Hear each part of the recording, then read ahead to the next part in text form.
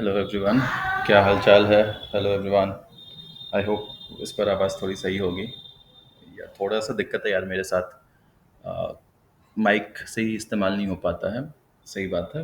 Will try to rectify it in the coming days. अभी घर पे हैं तो यहाँ पे पता नहीं यार यहाँ के मार्केट में कैसा क्या मिलेगा। So once I go back to Delhi I will start things. ठीक है यार, आज का जो टॉपिक है वो ने काफ़ी मेहनत से बनाई है। Actually the things which we will be dealing today is कि जो नेक्स्ट हमारा बीपीएससी का एग्ज़ाम होने वाला है प्रीलिम्स का, 67th का री एग्ज़ाम, उसके लिए कुछ इंपॉर्टेंट टॉपिक्स मैंने नोट डाउन किए हैं। ये वो टॉपिक्स हैं जो मिनिमम आपको करके ही जाना चाहिए, है ना? और ये बहुत ही इंपॉर्टेंट टॉपिक्स हैं। इसके बिना आई डोंट थिंक कि मतलब जो मुझे पर्सनली फ़ील होते हैं, मुझे यानी हमारी टीम को फ़ील होता है, वो टॉपिक्स हैं जो आपको करना ही चाहिए। ये पार्ट 1 है क्योंकि मैंने इसमें सिर्फ़ 3 सब्जेक्ट्स रखे हैं, साइंस, मॉडर्न हिस्ट्री और मैथ्स। तो पहले मैं आपको टॉपिक्स बता देता हूँ, उसके बाद मैं आपको कैलकुलेशन दिखाऊँगा कि कैसे-कैसे, क्या-क्या हमने किया है। और देखो एक और चीज़ देखो यार, अभी हमारा बीपीएससी का एग्ज़ाम हुआ है और सीडीपीओ का एग्ज़ाम हुआ है ना? बीपीएससी वाला कैंसल हो गया, सीडीपीओ वाला कैंसल नहीं हुआ, होपफुली होना भी नहीं चाहिए।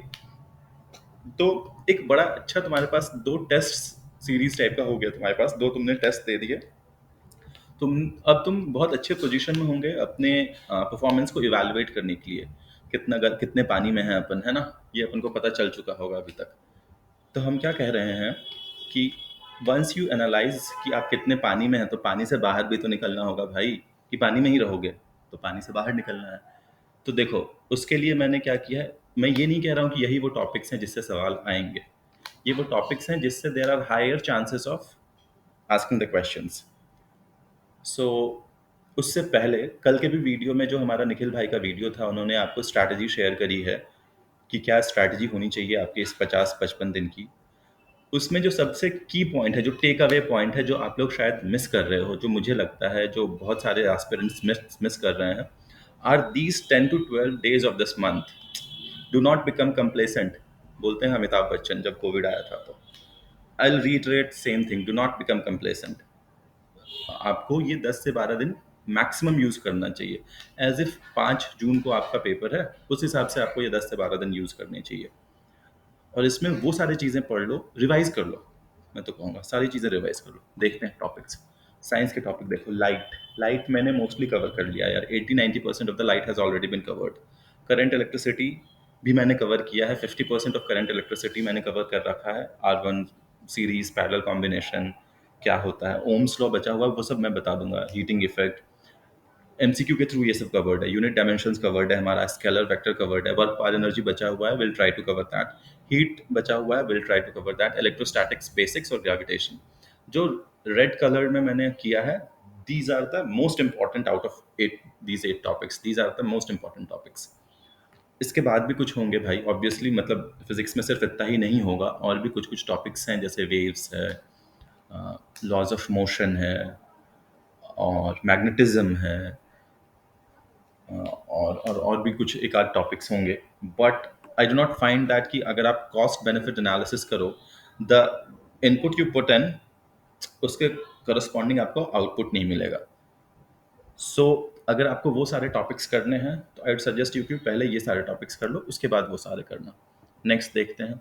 ये बायो के टॉपिक्स हैं यार। ग्लैंड्स ऑफ बॉडी पे पूरा का पूरा लेक्चर है, एक विटामिन पे एक लेक्चर पड़ा हुआ है हमारे, इस पे डाइजेस्टिव सिस्टम पे लेक्चर है, फोटोसिंथेसिस पे लेक्चर पड़ा हुआ है, cell and important organelles, plant versus animal cell, important parts of plant and their functions, plant nutrition.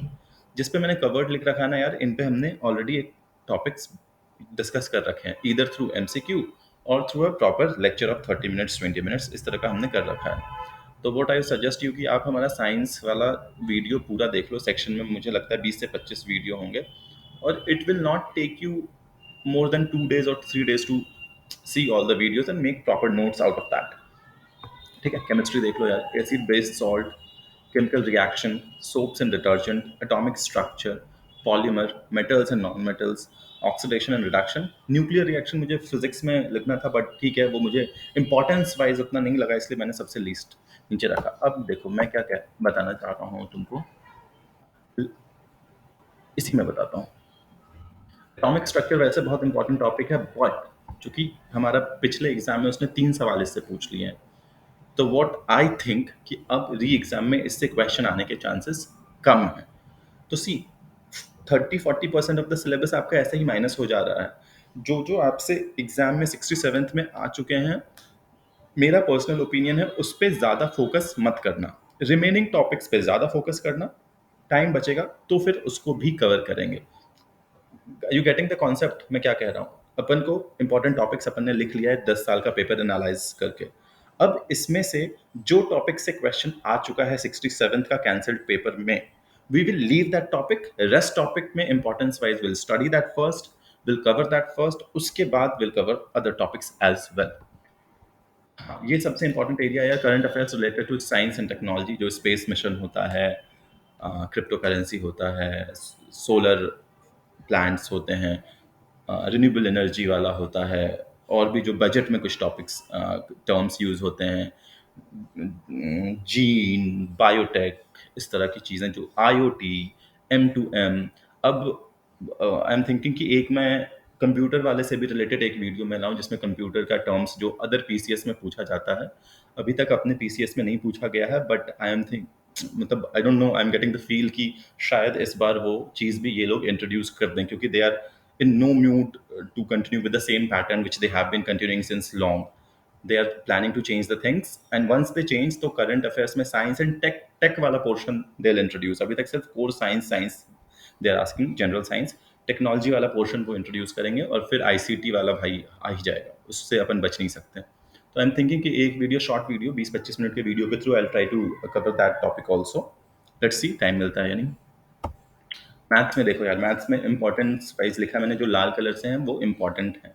Average पढ़ना है, परसेंटेज पढ़ना है, प्रॉफिट लॉस पढ़ना है, यूनिटरी मेथड पढ़ना है, बेसिक ज्योमेट्री पढ़ना है, अलजेब्राइक फॉर्मूले कुछ कुछ, A plus B whole square, A minus B whole square, geometry में Pythagoras theorem, circle, triangle, acute angle, ये सब, क्वाड्रेटिक इक्वेशन थोड़ी बहुत पढ़नी है। क्या अपन को वो पढ़ना है क्या, linear equation in two variables? वो मैं कहूँगा नहीं पढ़ना है, क्योंकि उसमें तो अपन वैल्यू पुट करके अपन निकाल लेंगे, है ना, उसको पढ़ने की जरूरत नहीं है। वेन डायग्राम अपन को बहुत ज़रूरी है पढ़ना। और basics of log and exponential मैंने इसलिए डाल दिया है क्योंकि बहुत बेसिक सवाल आते हैं इससे। अभी आया था सीडीपीओ वाले में, तो अपन देख लेंगे यार, वो 15-20 मिनट में ये भी कवर हो जाएगा। तो will try to cover these 9 topics. I am not promising you कि we will definitely cover, but we will try. Next देखते हैं मॉडर्न हिस्ट्री।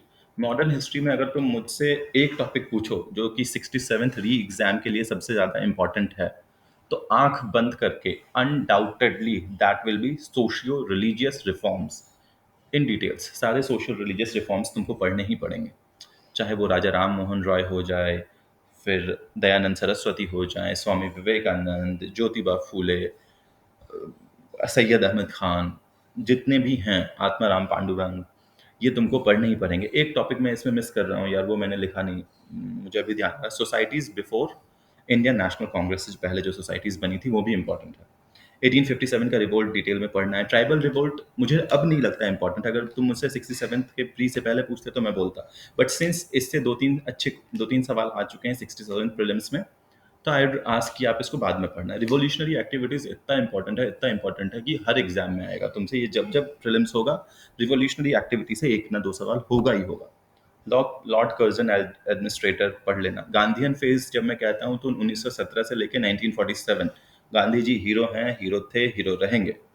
तो गांधीयन फेज मतलब 1917 और बिफोर दैट ऑल्सो, मतलब एवरीथिंग अबाउट गांधी जी से लेके मैं 1947 की बात कर रहा हूँ। मतलब this covers almost 50-60% of your syllabus of modern history, है ना। तो इसमें 10 टॉपिक ऑलरेडी, इसमें 10 टॉपिक गांधीयन फेज के अंदर ही 10 टॉपिक आ रहे हैं, है ना। देखो, partition of Bengal and aftermath पढ़ना ही है, एक्सट्रीमिस्ट एंड देयर रोल पढ़ना है, इंपॉर्टेंट आईएनसी सेशंस पढ़ना है। इंपॉर्टेंट आईएनसी सेशन मतलब कौन सा सेशन में कुछ इंपॉर्टेंट चीज़ें हुई हैं, उनके प्रेसिडेंट कौन से थे, कहाँ सबसे पहले तिरंगा फहराया गया, कहाँ पे जनगण मन गाया गया, कहाँ पे वंदे मातरम, इस तरह की चीज़ें जो हुई हैं। फर्स्ट मुस्लिम प्रेसिडेंट, शुरू के 4 तो आपको याद होने ही चाहिए, 1885 से लेके 88 तक 4-5 आपको याद होने ही चाहिए। उसके बाद ये सारी चीज़ें, first female president, first Indian female president, इस तरह से गांधी जी ने कौन प्रिसाइड किया था, youngest person to preside the INC sessions, इस तरह के जो चीज़ें होती हैं वो आपको पता होनी चाहिए। जब मैं लैंड रिफॉर्म बोलता हूँ, ज़मींदारी, महलवारी, रैयतवारी और अराइवल ऑफ यूरोपियन यार लीस्ट इंपॉर्टेंट लगता है मुझे। सबसे लास्ट में कुछ पढ़ना है तो ये पढ़ लेना, बट ठीक है ये भी पढ़ लेना यार, मुश्किल से 10 मिनट का टॉपिक है यार ये। ठीक है। अब देखो मैंने सिर्फ ये 3 टॉपिक्स रखे थे आज के लिए, बाकी पे हम अभी काम कर रहे हैं, हम मतलब हमारी टीम काम कर रही है। Once we come up with that, इसका पार्ट 2 वीडियो बना के मैं डाल दूंगा, है ना। तो अभी देखो, अभी हमने जो ये 3 करा है, इसमें आपके कितने मार्क्स कवर हो रहे हैं। देखो, साइंस से 30 क्वेश्चन आते हैं, 30 मार्क्स। मैथ से 10 आते हैं, 10 मार्क्स। मॉडर्न हिस्ट्री से ऑलमोस्ट मैंने 30 ले लिया। इस मॉडर्न हिस्ट्री में मैंने वो भी इंक्लूड कर लिया है यार, मॉडर्न हिस्ट्री ऑफ बिहार भी, है ना। तो 30 30 60 10 70 70 मार्क्स के क्वेश्चन है। और इसमें देखो तो इसमें एक एवरेज बंदा जिसने ठीक ठाक तैयारी कर रखी है, जो सीरियस कैंडिडेट है, उसको 55 नंबर बहुत इजीली आ सकते हैं यार, बहुत इजीली। यहाँ पे तुम्हारे 3 4 5 नंबर कट सकते हैं, यहाँ पे तुम्हारे 3 4 5 नंबर कट सकते हैं, यहाँ पे 2 3 नंबर कट सकते हैं। तो you can easily get 55 marks from this 70 marks. Cut off अगर वर्स्ट केस सिनेरियो भी जाता है तो 105 जाएगा, उससे ज़्यादा कभी नहीं जाएगा इस बार, देख लो ना। क्योंकि इस बार तो री एग्जाम्स आर जनरली टफ। तो री एग्जाम जब टफ होता है तो कट ऑफ ऑटोमेटिकली कम होगा। कट ऑफ कम होगा तो यार 105 बहुत बोल रहा हूँ मैं, 100 मान के चलो, बट ठीक है 105। तो 55 you can easily score in this. Rest you have to score only 50 marks out of 80। 80 में तुमको 50 स्कोर करना है। 80 का भी हम इंपॉर्टेंट टॉपिक तुमको बता ही देंगे, है ना। तो मेरे हिसाब से ये सारे इंपॉर्टेंट टॉपिक्स थे जो आपको कर लेने चाहिए। और अगर कुछ है तो आप कमेंट सेक्शन में बताओ मुझको, मैंने कुछ मिस किया हो जो आपको लगता है इंपॉर्टेंट है।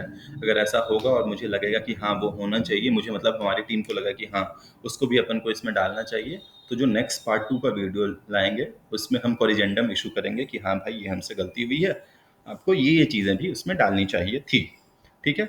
अब तुम ये देखो कि जो नए बच्चे हैं जिनके पास कोई सोर्स नहीं है पढ़ने का, तुम ये देखो साइंस में मैंने कितने टॉपिक्स लिखे हैं। साइंस में मैंने लिखे हैं 24 टॉपिक, है ना। 24 में हमारे वीडियो पे कितने ऑलरेडी कवर्ड हैं, 1 2 3 4, 4 इसमें, 5 6 7 8 9 10 11 12 13, more than 50% we have already covered. वो हमारे वीडियो पे ऑलरेडी हमारे चैनल पे पड़ा हुआ है, साइंस का 50%। और वो 50% ट्रस्ट में will account for 75% of the question. वो 50% से 50% क्वेश्चन नहीं आएंगे भाई, उससे 75% ऑफ द क्वेश्चन आएंगे।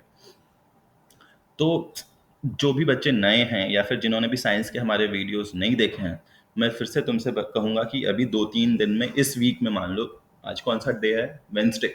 वेंसडे है भाई, संडे तक तुम साइंस खत्म कर दो, जितना वीडियो है सब खत्म कर दो। ठीक है। और वी आर प्लानिंग फॉर वो यार क्या बोलते हैं उसको, जूम मीटिंग। मीटिंग में एक इनफॉर्मल सा मीटिंग, सारे अपने दोस्तों के साथ, दोस्त यार मिल के बैठ के बात करेंगे कैसी प्रिपरेशन चल रही है, हमें कैसे और अपने को इम्प्रूव करना है, इन सब पे बात करेंगे यार, है ना। आज के लिए इतना ही रखते हैं, चलो बाय, टेक केयर।